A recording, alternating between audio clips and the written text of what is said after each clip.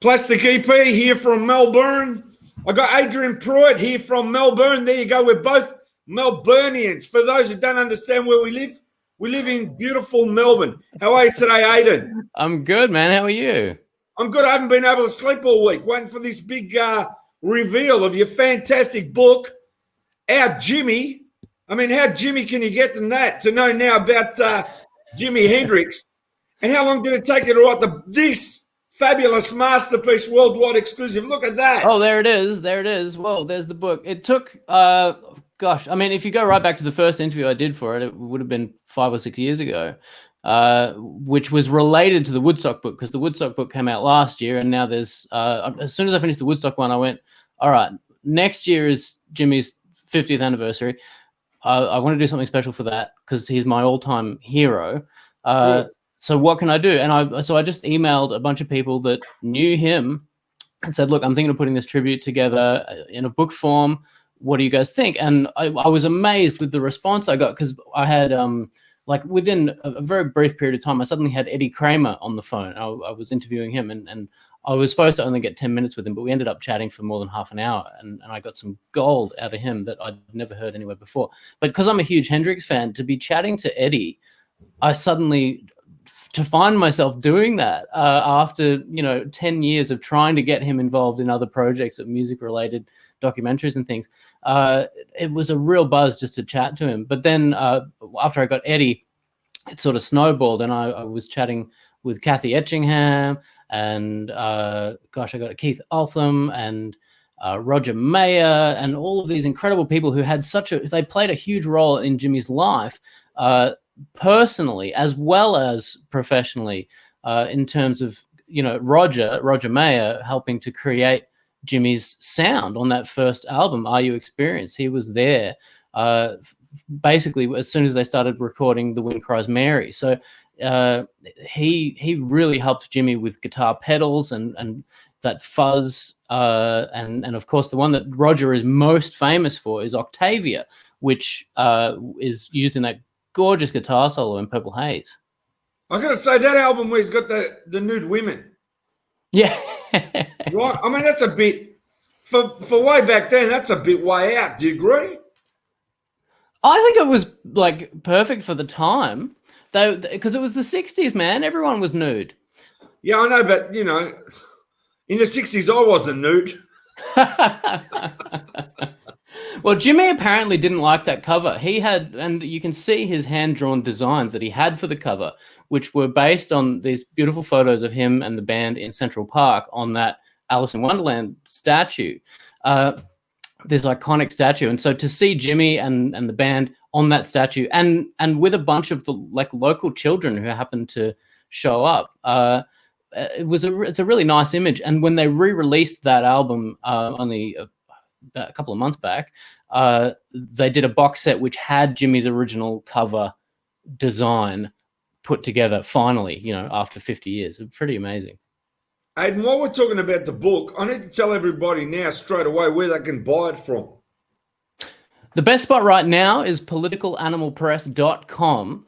It's not up on Amazon just yet. We've had some COVID-related delays with that, but it should be up on Amazon in the next few days.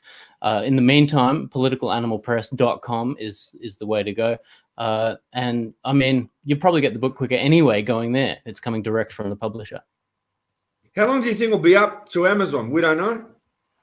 The theory is it'll be up in 2 days, but whether that comes true or not is anybody's guess. I'm sure they'll be able to get it this week from Amazon. Totally, yeah, definitely sometime this week, yeah.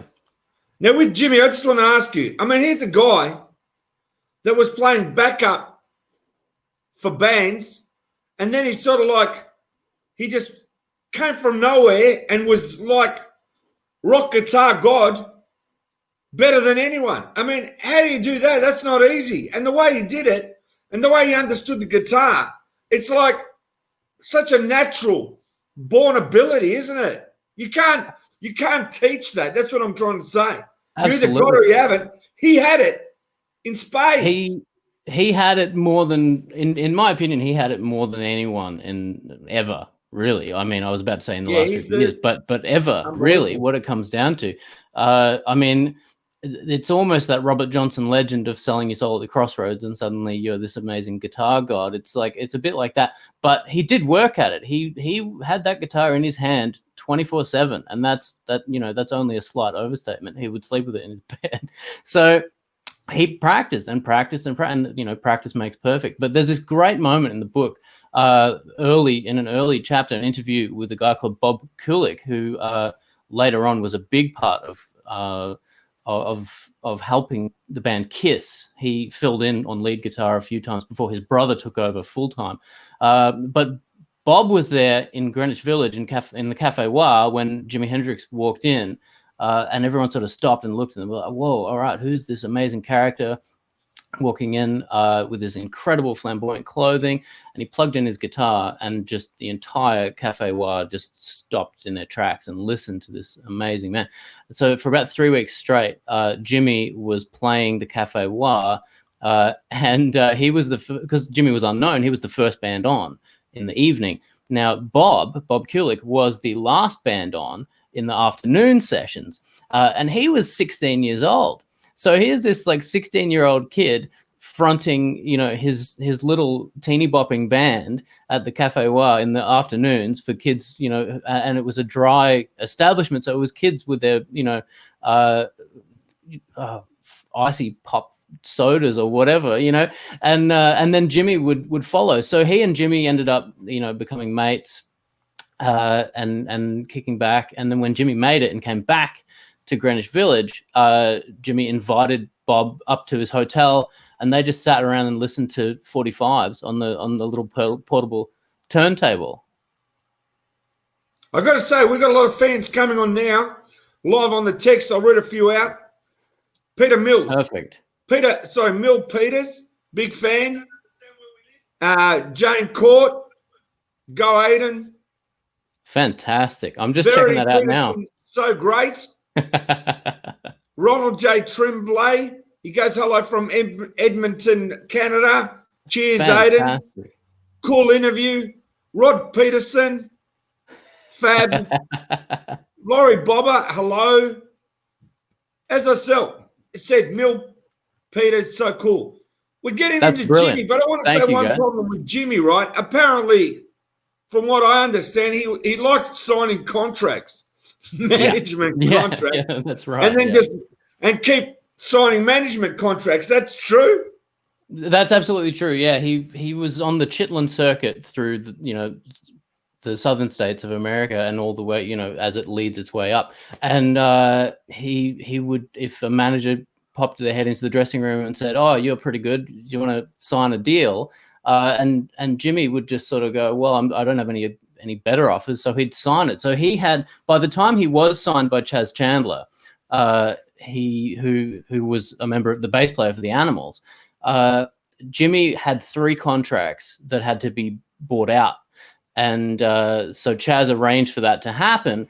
But by the time Jimi had released a few albums and was mega big, one of these guys came back with the original contract from like 1966 and said, hang on a second, look at this fine print, Jimi, you owe me an album. And so Jimi did a live concert to fulfill that contractual obligation, and that concert was at the Fillmore East Band of Gypsies, New Year 1970. Fantastic concert, really, really amazing. And that only really happened to fulfill this contract that dated back to, quite a few years before. I got to say with Jimi, right, because I'm one of the biggest Monkeyz fans out there in Australia, I still can't get over Mickey Dolenz got him from the Monterey Festival, and he ended up opening up for the Monkeyz. I mean, there's a mismatch there. The guys come from the universe. Right, Jimi. And now he's in front of teeny boppers from the 8-year-olds up, and they're all going, we want Davey. We want Davey. Of course, that would drive you crazy. Absolutely. Yeah, that was a really interesting thing. So Chas Chandler, who was with the Animals, he needed money to get started up with Jimi. So he went to his old manager, a guy called Mike Jeffries, who was a bit of a dodgy character and ended up siphoning funds and all kinds of things. But Mike said, we need Jimi on a major tour around the States. This Monkeyz thing has come up. Mickey Dolenz saw him at Monterey burning the guitar. We need to capitalize on this ASAP and get him out in front of the kids. Now, the thing is that, yes, the Monkeyz were a huge hit at that time with the younger crowd. These were 10, 11, 12-year-olds being brought by their parents. And I mean, of course, since that time, the Monkeyz and Hendrix fans have sort of meshed a little bit, and we're seeing a lot of crossover. But at the time, there was no crossover. So you can understand if you're dad in 1967 and you're looking at Hendrix opening up for the Monkeyz, and as a parent, you'd think it's something shocking. But you'd be looking at someone like from Mars. If these were the same parents that were, if this was the same generation that was getting upset about, Elvis wiggling his hips, to suddenly see Jimi Hendrix humping the amps and, I mean, to say the least of it, putting the guitar between his legs, doing interesting things with his tongue on the guitar strings, it would have been, if you had no warning that was going to happen, which nobody had warning, that would have been a shock, absolutely. I mean, the Monkeyz got it, but the Monkeyz were adults. I mean, to expose your fans to that's like so way out. That's putting in history just there. The biggest mismatch, I reckon, of the century is Jimi Hendrix and the Monkeyz. Absolutely. Well, the thing was, I spoke to another one of Jimmy's friends who was the journalist, Keith Altham, who broke Jimi into the New Musical Express back in '66. He was there for the first concert the first gig where Jimi got up and jammed at the Scotch of St. James. But he was there right through to the end, and he was the journalist who did the final interview with Jimi roughly a week before his death. So he was a friend throughout this entire period. And in the Monkeyz tour, Jimi was like, man, I got to get off this tour. It's terrible. They're just screaming, we want Davey, we want Davey. Jimi flipped them the bird at one point, and the animals, the Monkeyz weren't particularly happy either. So Jimi did 8 shows with the Monkeyz and then decided, he was out. And they needed to spin this story to save face, I suppose. But instead of just saving face, Keith, the journalist, came up with this incredible spin, and he invented completely from scratch this story. The headline was, "Lock Up Your Daughters. Jimi Hendrix is kicked off the Monkeyz tour for being too sexual," basically. And what he said was the reason was that the Daughters of the American Revolution, this lobbyist group, which does exist, they had nothing to do with this complaint. That group had lobbied and basically said that they would do record burnings and boycott and everything until Jimi was off the Monkeyz tour. They didn't know about it. I don't know if they know about it to this day, but that was a complete fabrication from Keith Altham sitting down with Jimi. I've heard Mike tell the story. Yeah. Of Jimi. It's unbelievable.